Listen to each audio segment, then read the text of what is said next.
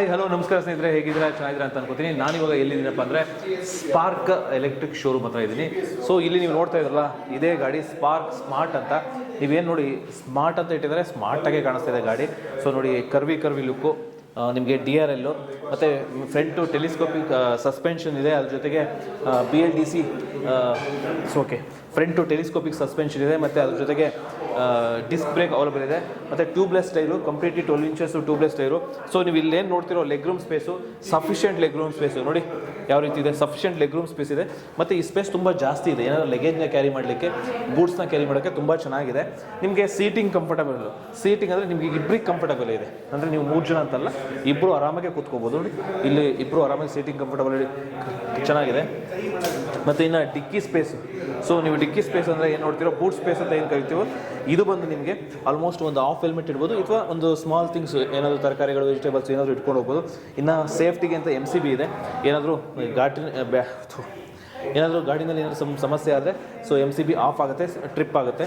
ಆಮೇಲೆ ನಿಮ್ಮ back side ಬಂದರೆ ನಿಮಗೆ ಟೈ ಲ್ಯಾಂಪು ಸೊ ಲುಕ್ ಇದೆ ಮತ್ತು back side drum brake, BLDC hub motor ಆಯಿತಾ. ಇನ್ನು back side dual coil suspension ಸಿಗುತ್ತೆ ನಿಮಗೆ. ಓವರಾಲ್ ಗಾಡಿ ನೋಡಿದ್ರೆ ಎಸ್ಪೆಷಲಿ ಇದು ನಿಮಗೆ ಕಂಫರ್ಟಬಲ್ ಆಗಿದೆ. ಎಸ್ಪೆಷಲಿ ಲೇಡೀಸ್ ಆಗ್ಬೋದು, ಜೆಂಟ್ಸ್ ಆಗ್ಬೋದು. ಇದು ಲೇಡೀಸ್ಗೆ ಅಂತ ಅಲ್ಲ, ಯಾರು ಬೇಕಾದರೂ ಓಡಿಸ್ಬೋದು.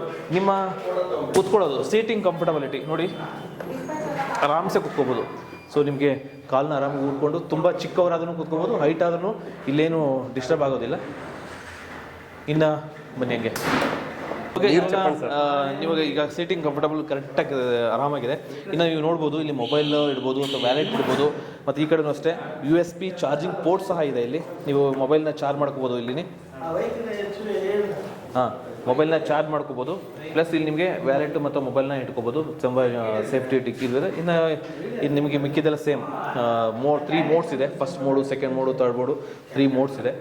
ಇನ್ನು ರನ್ನಿಂಗು ಅಂದರೆ ಇದು ಲೋ ಸ್ಪೀಡ್ ವೆಹಿಕಲ್ ಆಗಿರೋದ್ರಿಂದ ಇದಕ್ಕೆ ಯಾವುದೇ ರೀತಿ ರಿಜಿಸ್ಟ್ರೇಷನ್ನು ಮತ್ತು RTO ಏನೂ ಅವಶ್ಯಕತೆ ಇರೋದಿಲ್ಲ, DL ಅವಶ್ಯಕತೆ ಇರೋದಿಲ್ಲ. ಆದರೆ ಸೇಫ್ಟಿಗೋಸ್ಕರ ಹೆಲ್ಮೆಟ್ ಹಾಕೋದನ್ನು ಮಾತ್ರ ಮರಿಬೇಡಿ. ಇನ್ನೊಂದೇನಪ್ಪ ಅಂತಂದರೆ ಇದರ ಪ್ರೈಸು ಮತ್ತು ರೇಂಜು ಎಷ್ಟು ಬರುತ್ತೆ ಅನ್ನೋದನ್ನ ನಾವು ತಿಳ್ಕೊಳ್ಳೋಣ. ಸೊ ಸರ್ ನಮಸ್ತೆ. ಸರ್ ನಮಸ್ತೆ. ಸರ್ ಇದು ಎಷ್ಟು ರೇಂಜ್ ಬರುತ್ತೆ ಈ ಗಾಡಿ?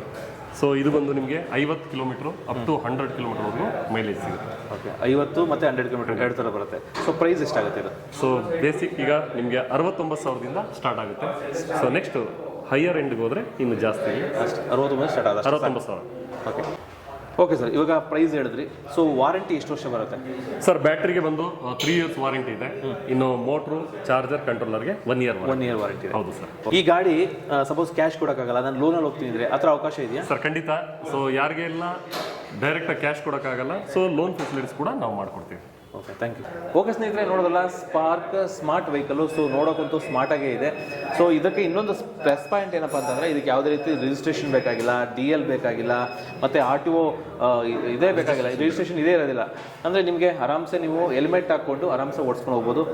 ನಿಮಗೇನು ಡಾಕ್ಯುಮೆಂಟ್ಸು DL ಇಲ್ಲಪ್ಪ ನನ್ನ ಹತ್ರ ಅಂದರೆ, ಯಾಕೆಂದ್ರೆ ಲೋ ಸ್ಪೀಡ್ ವೆಹಿಕಲ್, ಯಾಕೆ ತುಂಬ ಸ್ಪೀಡ್ ಹೋಗೋದಿಲ್ಲ. ಸೊ ನಾನ್ ರಿಜಿಸ್ಟರ್ಡ್ ವೆಹಿಕಲ್, ಹಾಗಾಗಿ ಏನು ಟೆನ್ಷನ್ ಇರೋದಿಲ್ಲ. ಸೊ ಹೆಲ್ಮೆಟ್ ಒಂದು ಸೇಫ್ಟಿಗೋಸ್ಕರ ಹಾಕ್ಕೊಂಡು ಸೊ ಓಡಿಸ್ಬೋದು. ಬಟ್ ಈ ಗಾಡಿ ಇಷ್ಟ ಆಯಿತು ಅಂತಂದರೆ ನಾನು ಕೆಳಗೆ ಕೊಟ್ಟಿರೋ ನಂಬರ್ಗೆ ಕಾಂಟ್ಯಾಕ್ಟ್ ಮಾಡಿ, ಅದ್ರ ಜೊತೆಗೆ ನಿಮಗೆ ಟೆಸ್ಟ್ ಡ್ರೈವ್ ಮಾಡಿ ಈ ಗಾಡಿಗೆ ಇಷ್ಟ ಆಯಿತು ಅಂದರೆ ನೀವು ಪರ್ಚೇಸ್ ಮಾಡ್ಬೋದು ಅಂತ ಹೇಳ್ತಾ ವಿಡಿಯೋದಲ್ಲಿ ಮುಗಿಸ್ತೀನಿ. Thank you very much. Okay ಸ್ನೇಹಿತರೆ, ಈಗ ಸ್ಪಾರ್ಕ್ ಎಕ್ಸ್ಟ್ರಾ ಲೋಡರ್ ಏನು ಗಾಡಿಯೋ ಇದನ್ನ ನಮ್ಮ ರಜತ್ ಸರ್ ತೊಗೊಂಡಿದ್ದಾರೆ, ಪರ್ಚೇಸ್ ಮಾಡಿದ್ದಾರೆ.